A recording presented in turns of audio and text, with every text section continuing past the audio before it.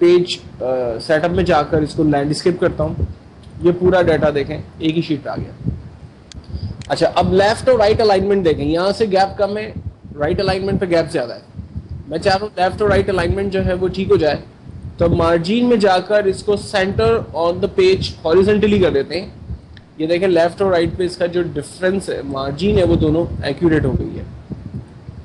Then उसके बाद अगर मैं चाह रहा हूँ कि टॉप और बॉटम से भी ये एक्यूरेट हो जाए, तो इसके लिए भी हम लोग सेंटर ऑन पेज वर्टिकली कर देते हैं। ओके करते हैं, ये देखें टॉप और बॉटम से सेंट्रलाइज हो गया। ये आमतौर पे इसको हम लोग यूज नहीं करते क्योंकि ये इतना कॉमन और प्रॉपर मेथड नहीं है।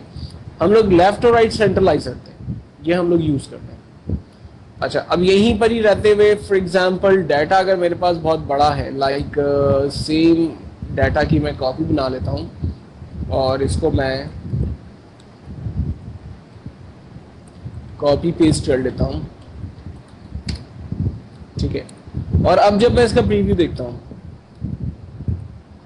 तो शीट 1 पे काफी डाटा आ रहा है, लेकिन रिमेनिंग डाटा जो है वो शीट 2 पर भी मौजूद है।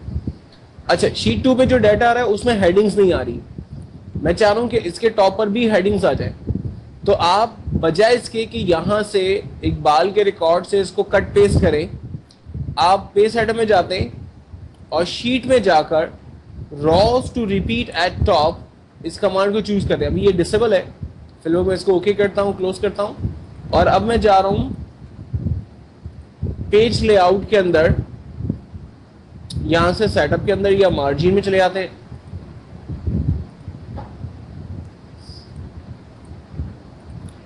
और शीट पर जाकर अब देखें ये इनेबल हो गया, rows to repeat at top. वो कौन सी रॉ है जो रिपीट करना चाह रहे हैं आप? मैंने कहा भाई मुझे ये जो 3 हेडिंग्स है मेरी, ये हर शीट पर रिपीट होनी चाहिए। तो ये मैंने तीनों रॉज को रेंज में दिया। अब मैं प्रीव्यू भी देख लेता हूँ, यहीं से ही देखें शीट 1 पे तो हेडिंग आई रही थी पहले भी, अभी भी आ रही है। नेक्स्ट पेज करते हैं, इस पे देखें हेडिंग आ गई, ठीक है। देन अब चूंकि हेडिंग टॉप पर आई है तो जगह ज्यादा घेर रही है ये, इसलिए शीट 3 पे भी डाटा चला गया है, और शीट 3 पे भी देखें हेडिंग खुद ब खुद एडजस्ट हुई। यानी आपकी पूरी इस मार्कशीट में या डेटाबेस में जो भी आपने हेडिंग को रेंज में लिया वो हर शीट के टॉप पर खुद ब खुद चली जाएगी। एम्प्लॉय के नाम ऐड करते जाएंगे, नाम खुद ब खुद हेडिंग के आपके टॉप पर आते रहेंगे। तो आपको जो है वो हर पेज पर उसकी हेडिंग को सेट करने की जरूरत नहीं है। ये एक बेस्ट कमांड है। अच्छा, साथ ही साथ ये जो साइड पे ग्रिड लाइंस आ रही है, ये जो एक्सेल की अपनी लाइंस होती है, अगर आप चाह रहे हैं कि ये ना आए तो यहाँ से ग्रिड लाइन के व्यू को हटा दें, ये लाइंस यहाँ से चली जाती है। अगर आप चाह रहे हैं ये लाइंस आ जाए तो आप क्लिक करिए, ये लाइंस आ गई। प्रिंट पे क्लिक करते हैं, ये लाइनें प्रिंट भी होंगी। अगर आपने इस पे अब प्रिंट रिव्यू देखा तो ये देखें टॉप पर जो पहले ABC स्कूल के पास लाइनें नहीं थी, अब यहाँ पर रो एंड कॉलम की लाइनें भी प्रिंट होंगी। और आप चाह रहे हैं कि ये लाइनें ना आए तो यहाँ से प्रिंट पे हटा दें, सिर्फ ये व्यू आप कर सकते हैं। और अगर व्यू भी नहीं करना चाह रहे तो आप इसको हटा दें।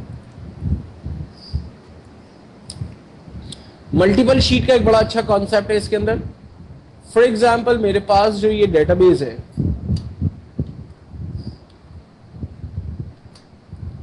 ये एक शीट है मेरे पास और मैं इसको कॉपी कर रहा हूं रिमेनिंग बाकी शीट्स पर ले जाकर। इसको मैंने रेंज में लिया, कॉपी, शीट 2 पे गए पेस्ट, शीट 3 पे गए पेस्ट, शीट 4 पे गए पेस्ट।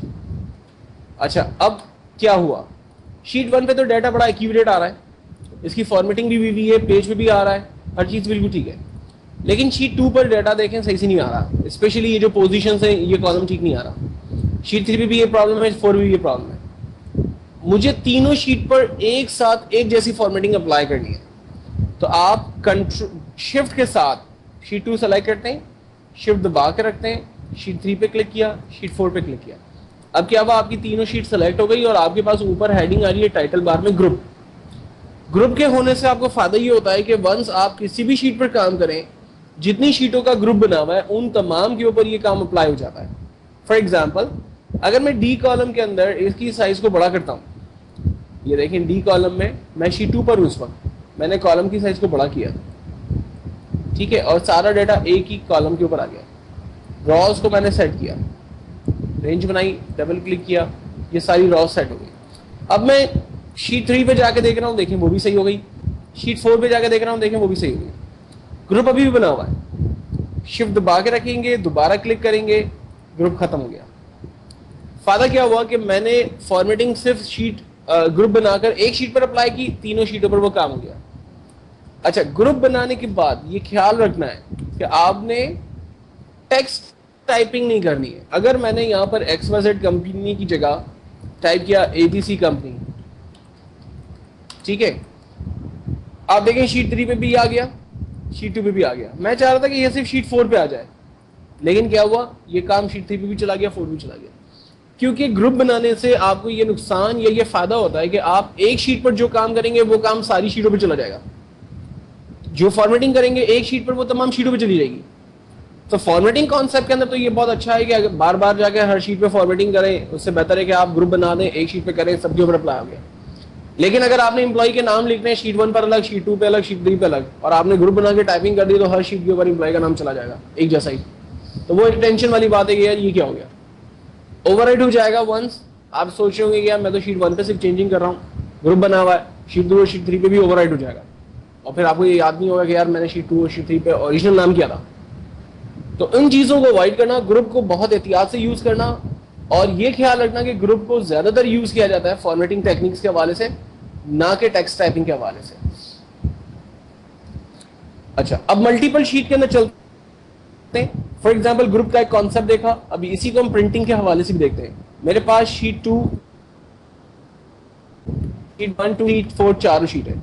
फाइल में जा रहा हूँ और मैं इसको प्रिंट की कमांड का इस्तेमाल कर रहा हूँ, प्रीव्यू। ये शीट 1 आ रही है, अब देखिए 1 of 7 शीटें आ रही हैं।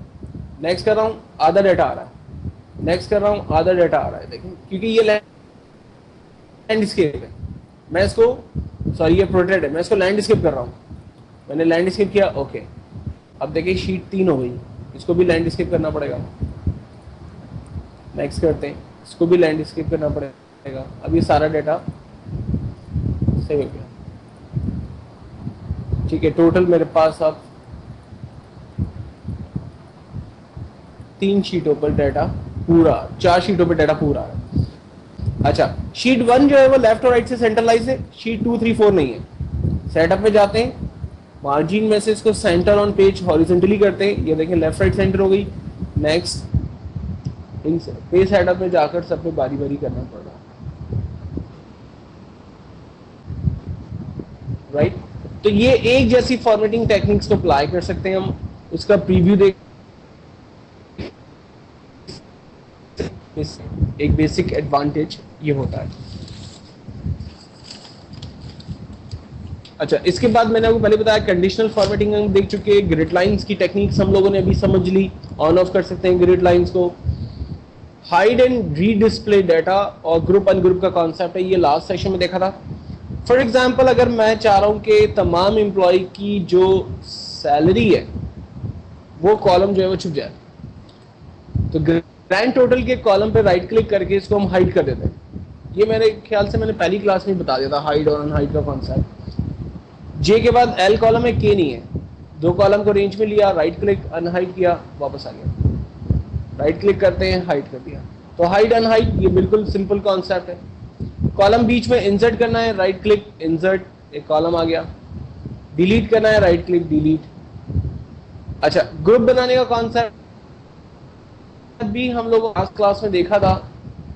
डाटा के मेन्यू में फॉर एग्जांपल मैं चाह रहा हूं कि इसकी मार्कशीट में एम्प्लॉय का जो ये डाटा है उसमें उसकी बेसिक सैलरी, मेडिकल और कन्वेंस ना आए, तो मैंने तीनों कॉलम को रेंज में लिया, यहां से ग्रुप में जाकर ग्रुप बना दिया, माइनस पे क्लिक करते ही डाटा हाइड हो गया। देखें टेम्पररी हाइड कर दिया मैंने इसको। वापस देखना है, प्लस पे क्लिक किया, डाटा वापस आ गया, क्लिक किया, डाटा हाइड कर दिया।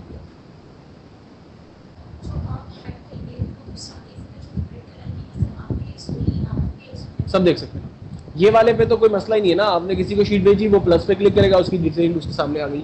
माइनस पे क्लिक करेगा, वो डिटेल्स हाइड हो गई। अनग्रुप करना चाहते हैं अगर आप, तो आप इसको अनग्रुप में जाएंगे, आउटलाइन करेंगे, या आउटलाइन जो है वही रेस होगी। अब अगर आप ये चाह रहे हो कि फॉर एग्जांपल मैं इसकी मेडिकल को छुपा दूं, तो आप राइट क्लिक करें, हाइड कर दें।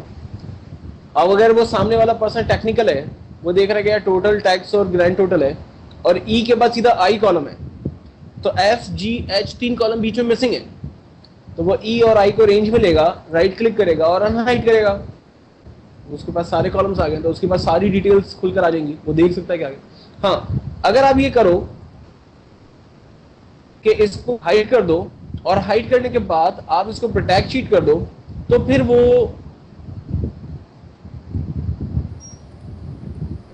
इसको हाइड किया था ना,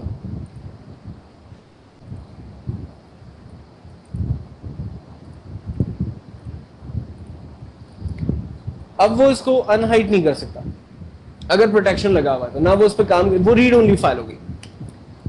तो ये काम हो सकता है कि अगर आप चाह रहे हो कि सामने वाला पर्सन आपकी डिस्क्रिप्शन जो डिटेल्स जो हाइड की हुई है वो ना खोले और वो उस पर काम ना कर सके, एडिट ना कर सके, तो फिर आप उसको प्रोटेक्ट करके दे दो। वरना अदरवाइज अगर वो अनहाइड है तो वो इजीली काम कर सकता है, एडिटेबल मोड भी अंदर है। तो ग्रुप अनग्रुप ये सारे कॉन्सेप्ट जो है वो हम लोगों ने अपने लास्ट सेशन के अंदर देखे थे।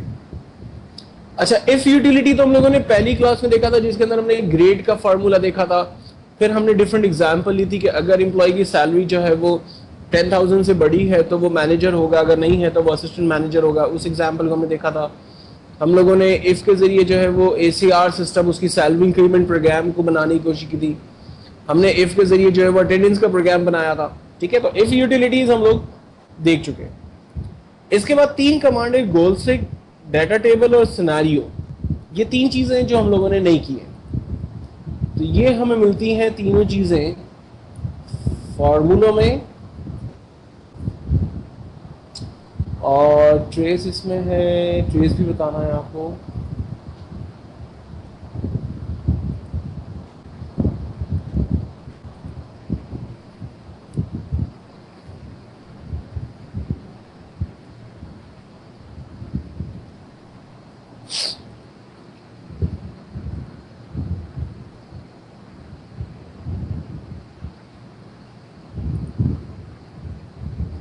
अच्छा, व्हाट इफ यूटिलिटी में देखें सिनेरियो, गोल सिक और डाटा टेबल, ये 3 चीजें देखते हैं। और फार्मूलाज में ट्रेस की कमांड को देखते हैं।